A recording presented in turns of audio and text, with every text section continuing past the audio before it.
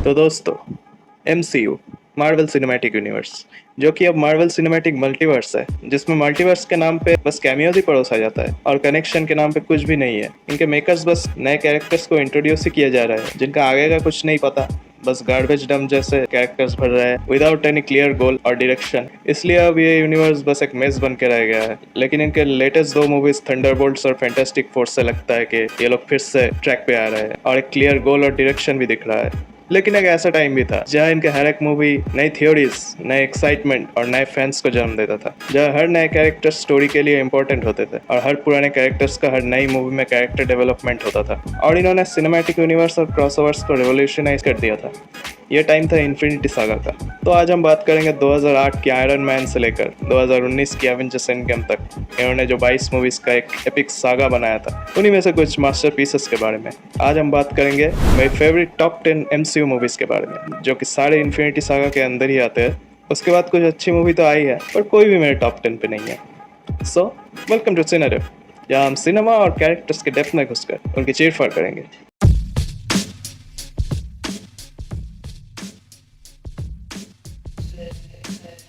तो ये लिस्ट मेरी पर्सनल लिस्ट है। अगर तुम इस लिस्ट से डिसएग्री करते हो तो कमेंट्स में you are welcome to share your own list.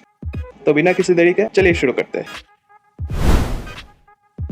तो डॉक्टर स्ट्रेंज मूवी मार्वल में मैजिक को इंट्रोड्यूस करता है, जो कि 13 मूवीज से चली आ रही है एवेंजर्स की स्टोरी से थोड़ा सा ब्रेक देते हैं और parallel world, time travel, different dimensions और मैजिकल रियम से हमें इंट्रोड्यूस करती है। ये मूवी एक ब्रेथ ऑफ फ्रेश एयर की तरह है, जिसकी हमें सिविल वॉर जैसी हार्ड हिटिंग एंडिंग वाले मूवी के बाद सख्त जरूरत थी। और इसके विजुअल्स, उसकी तो मैं क्या ही तारीफ करूं। अभी तक शायद ये MCU का बेस्ट विजुअल्स है, जो कि हमें इंसेप्शन की याद दिला देती है।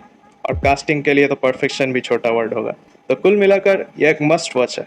जो MCU को फॉलो नहीं करता वो भी इस मूवी को उतना ही एंजॉय करेगा, क्योंकि उतना ज़्यादा कनेक्टेड नहीं है। पर इसमें टाइम स्टोन का भी इंट्रोडक्शन होता है, जो कि MCU फॉलोअर्स को एक हाई मोमेंट देता है। तो ये मूवी MCU फॉलोअर्स और नॉन फॉलोअर्स दोनों के लिए एक मस्ट वॉच है। तो अब चलते हैं अगली मूवी पे।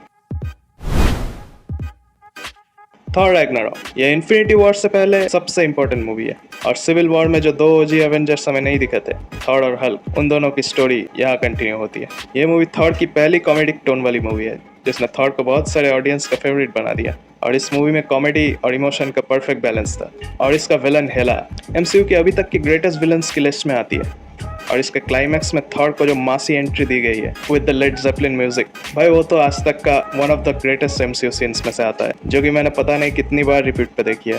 तो कुल मिलाकर ये मूवी बहुत ज़्यादा फन और आई प्लीजिंग एक्शन प्रोवाइड करती है और MCU को डायरेक्ट उससे फिनाले से कनेक्ट करती है। और ये मूवी स्ट्रिक्टली MCU फॉलोअर्स के लिए है। अगर तुम स्टार वॉर्स के फैन हो तब शायद तुम इसे स्टैंड अलोन की तरह थोड़ा सा एंजॉय कर पाओ, बट आई रिकमेंड कि तुम पहले की मूवीज पहले देख लो, तभी पूरा मजा ले पाओगे। तो अब चलते हैं अगली मूवी की तरफ। तो एवेंजर्स एज ऑफ अल्ट्रॉन एक ऐसी एवेंजर मूवी है जिसको लोग उतना हाईली रेट नहीं करते, बट ये मेरी वन ऑफ द फेवरेट है, क्योंकि इन्फिनिटी सागा के लार्जर पिक्चर में ये मूवी बहुत ज्यादा इंपॉर्टेंट है। इस मूवी के इवेंट्स ही सबसे ज्यादा आगे वाली मूवीज को सेटअप करते हैं। जैसे स्टार्ट की अल्ट्रॉन बनाने की गिल्ड सिविल वॉर में उसे गवर्नमेंट के साथ काम करने पर मजबूर करता है और उसका नाइटमेयर भी बाद में सच होता है, जिसमें हमें कैप्टन का शील्ड टूटा हुआ दिखता है। एंड गेम में जो कैप्टन म्योनिर उठाता है वो भी इसी मूवी में सेटअप किया गया था। और थॉर के ड्रीम में यह रैग्नारॉक का भी हिंट था। और यह टोनी कह देता है अगर पूरे अर्थ को कवर करते हुए एक सूट ऑफ आर्मर नहीं बनाया तो हम हार जाएंगे, जो कि पूरा इन्फिनिटी वॉर का ही हिंट था। और कैप्टन कहता है कि हम साथ में हारेंगे, लेकिन वो साथ नहीं होता। इन्फिनिटी वॉर में सब अलग अलग लड़ते हैं, इसलिए एंड गेम में टोनी जब कहता है कि हम हार गए और तुम उस वक्त वहाँ नहीं थे, तो ये लाइन बहुत ज़्यादा हिट करता है। और इस मूवी में ऐसे बहुत सारे सटल हिंट्स हैं। और इस मूवी का एक्शन अभी भी वन ऑफ द बेस्ट है MCU में। क्लाइमैक्स फाइट तो ग्रेट है ही, but Hulk versus Hulkbuster वाला फाइट वो तो पता नहीं मैंने कितनी बार रिवॉच किया है। और यह वांडा जब सारे एवेंजर्स को अपना नाइटमेयर दिखाती है तो वो सीन बहुत ही बढ़िया था। यह सारे एवेंजर्स का वल्नरेबल साइड भी दिखता है हमें। तो ये मूवी पहली बार देखने से शायद उस लेवल का ना लगे, बट इन्फिनिटी सागा कंप्लीट करने के बाद इसे जितनी बार रिवॉच करोगे और जितना सटल हिंट्स को पकड़ोगे, हर बार इसकी वैल्यू बढ़ जाती है। इसलिए मेरे नंबर 8 पे है। तो अब चलते हैं अगली मूवी की तरफ। तो यही था वो beginning, the man, the myth, the legend, iron man. Marvel को तब खुद भी नहीं पता था कि इन्होंने क्या शुरू कर दिया। एक कंट्रोवर्शियल एक्टर जो कमबैक करने की कोशिश कर रहा था, एक इनएक्सपीरियंस डायरेक्टर जो कि अभी तक बस 3 मूवीज ही बनाई थी, जिसमें से एक हिट थी, वो भी कॉमेडी जॉनर में, और एक ऐसा सुपर हीरो जो कॉमिक में उतना पॉपुलर नहीं है। उसके ऊपर मार्वल के पास अपने फैन फेवरेट कैरेक्टर्स के राइट्स भी नहीं थे। जब इसकी शूटिंग शुरू हुई थी तो इसका स्क्रिप्ट भी कंप्लीट नहीं था, ज़्यादातर डायलॉग्स यहाँ इम्प्रोवाइज्ड है, और उसके बाद भी एक ऐसी legendary superhero origin story बनाना, यह अपने आप में ही एक बहुत बड़ा अचीवमेंट है, और एक सिनेमैटिक यूनिवर्स बना देना, it's really out of the world.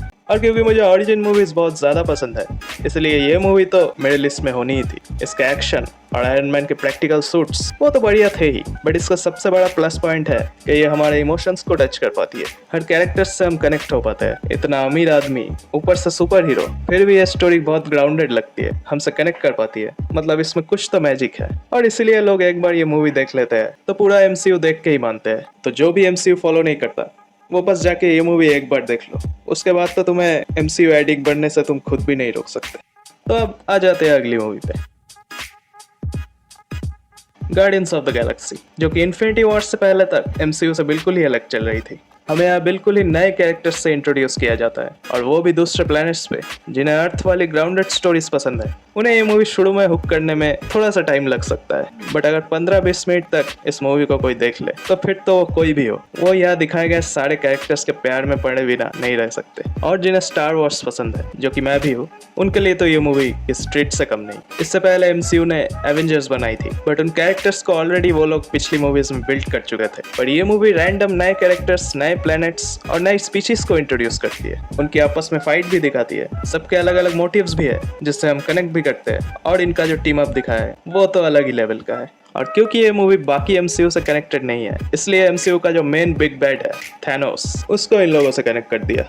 और इसी मूवी में हमें पहली बार थैनोस अपने फुल ऑरा में दिखता है, और उसका थ्रेट भी एस्टेब्लिश हो जाता है। तो अगर कोई MCU फॉलोअर नहीं है तो भी वो बिना किसी फिक्र के इसको देख सकता है, और MCU फॉलोअर्स के लिए तो ये है ही। तो अब चलते हैं द टॉप 5 की तरफ, पर उससे पहले लेते हैं एक छोटा सा ब्रेक, क्योंकि वीडियो ऑलरेडी बहुत लंबी हो चुकी है। तब तक तुम लोग गेस करते रहो कि कौन सी मूवीज मेरे टॉप 5 में होंगे, और इस वीडियो के रैंकिंग से अगर तुम लोग डिसएग्री करते हो तो कमेंट में जरूर बताना, और अपना टॉप 10 भी शेयर करना। I want to know my audience taste, so stay tune, क्योंकि और भी रैंकिंग वाले videos are on the way. And like, share and subscribe, क्योंकि ये बिल्कुल फ्री है।